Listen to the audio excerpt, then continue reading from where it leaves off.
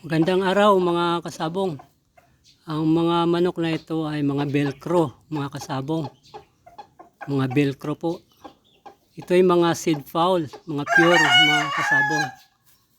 Bali ang nagustuhan ko dito mga kasabong ay yung maganda yung katawan nila, no? Yung body conformation. Yung buto, solid talaga yung buto mga kasabong. Tsaka yung silong, maganda ang silong. Maganda yung tayo ng mga paa nila, no? Tsaka ang ano lang dito, mga lustation. Kaya kailangang ipares ito sa mga matatangkad na babae.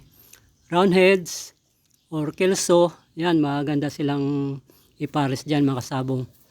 Saka ang fighting style nito, aggressive, ano? Aggressive sila mga kasabong, saka yung speed, may speed sila mga kasabong.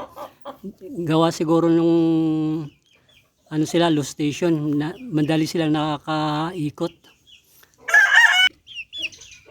Yung umpisa nito mga kasabong yung pinagmula nito nakuha ko dati kay ano no, kay Serge Capistrano mga kasabong.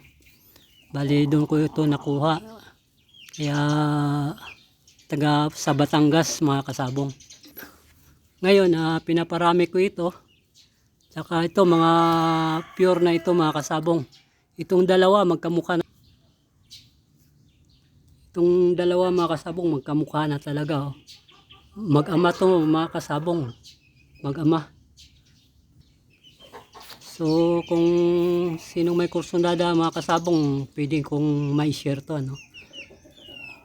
Ito, tatlo na to.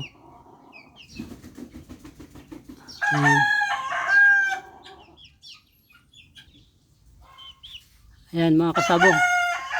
Yan ay mga pure velcro. Kung sino may kursada ay okay lang sa akin mga kasabong. Pwede kong ma-share yan. Salamat mga kasabong.